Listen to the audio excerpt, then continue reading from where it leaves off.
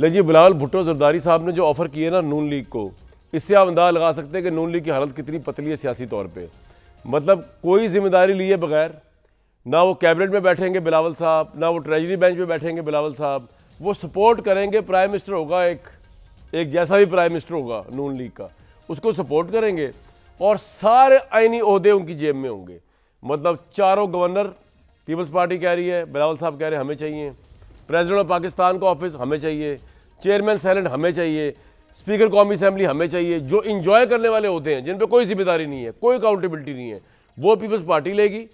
और जिसमें रगड़ा लगना है, जिसमें अपना ऐसी तैसी होनी है गवर्नमेंट की, वो प्राइम मिनिस्टरशिप का एक ओहदा जो है वो नून लीग को मिलेगा। इससे आप अंदाज़ा लगा सकते हैं कि इलेक्शन 2024 के रिजल्ट्स ने इन पॉलिटिकल पार्टीज़ का, खासतौर पर PMLN का क्या हशर नशर किया है कि वो कभी बेचारे इधर जा रहे हैं, कभी उधर जा रहे हैं। और उसके बाद जो बिल्ली थैले से बाहर निकली, तो ये बड़ी स्टेबल गवर्नमेंट बनने जा रही है।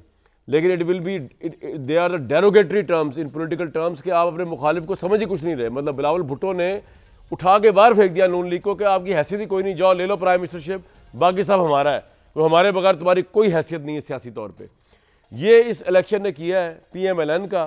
पीपल्स पार्टी का कुछ नहीं बिगाड़ा, क्योंकि उनका तो ना कोई क्लेम था अभी वफाक में कहीं जाने का, और बिलावल ने आज क्लियर भी कर दिया कि वो प्राइम मिनिस्टरशिप के उम्मीदवार नहीं। बड़ा हाई मॉरल ग्राउंड लिया उन्होंने कि जी हमारा मैंडेट नहीं है, लेकिन वो सपोर्ट दे रहे हैं मुल्क के लार्जर इंटरेस्ट में। और उसके इवज़ जो है ये तमाम चीज़ें ले रहे हैं, गवर्नरशिपें, चेयरमैन सेनेटशिप, प्रेसिडेंटशिप, वॉट नॉट।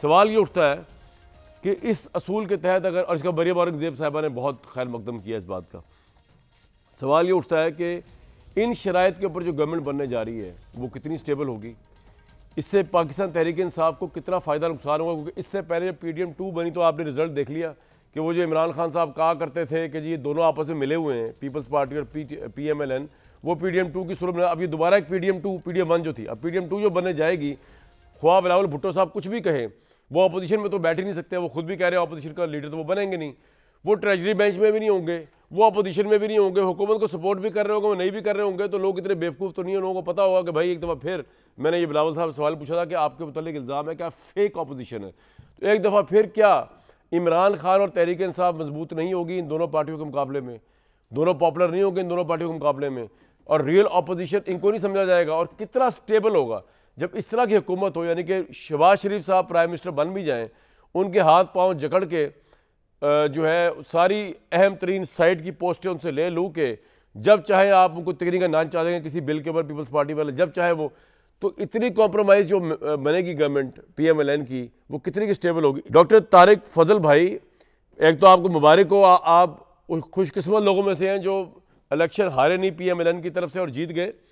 दूसरा सर, ये इतनी वीक कॉम्प्रोमाइज कंडीशंस मान लेंगे आप पीपल्स पार्टी की, और इनके ऊपर कितनी की स्टेबल गवर्नमेंट बन जाएगी।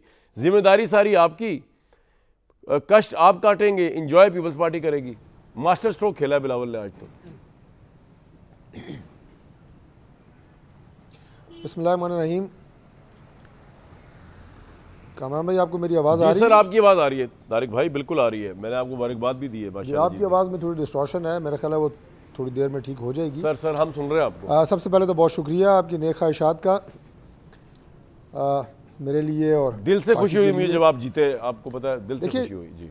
देखिए, जो आपने जो सियासी मंजरनामे की मंजरकशी की है, और जो आपने बनने वाले आइंदा मुतवक्को हुकूमत के हवाले से जो गुफ्तगू की है, बात यह है कि ये पाकिस्तान के लिए बहुत खुशाइंद होता, मुझे ये बात कहने में बिल्कुल कोई आर नहीं है, कि अगर कोई भी एक सियासी जमात कम अज़ कम सादा अक्सरियत हासिल करती, और मुल्क जो इस वक्त बहुत सारी मुश्किलात में घिरा हुआ है, उसे निकालने के लिए अगर मुश्किल फ़ैसले भी करने पड़ते तो करती, और अपनी स्ट्रेटजी, पॉलिसी और अपने मंशूर के मुताबिक बग़ैर किसी कॉम्प्रोमाइज़ के, बग़ैर किसी डर और खौफ के, बग़ैर किसी इत्तेहादी की मिन्नतें करने के, या उससे ब्लैकमेल, मैं तो लफ्ज़ कह दूँगा, कोई आर नहीं है, दोबारा मैं कह रहा हूँ इसमें, उसके बगैर जो फ़ैसले होते हैं, ज़ाहिर है वो मुस्तैद होते हैं, वो क्विक होते हैं, और वो आपकी पार्टी के ऐन आपकी सोच, आपकी पॉलिटिकल जो आपकी एक डायरेक्शन होती है उसके मुताबिक होते हैं। लेकिन जो कोलिशन गवर्नमेंट्स होती हैं, या 16 माह की हमारी हुकूमत का जो तजर्बा रहा है, वो बहुत खुशगवार तजर्बा नहीं रहा।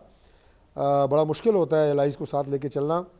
तो तारिक भाई, और आपको मर्जी इतनी के फैसले बिटर इस तरह डिफीट हुई है, फौरी तौर बिटर पे नहीं कर पीडीएम सकते। 1 की वजह से कि आप कोalition में थे और आप कुछ मतलब एक चूचू का मुरब्बा, आप दोबारा उसके अंदर जा रहे हैं तो पीएमएलएन की तो तबाही हो जाएगी सर।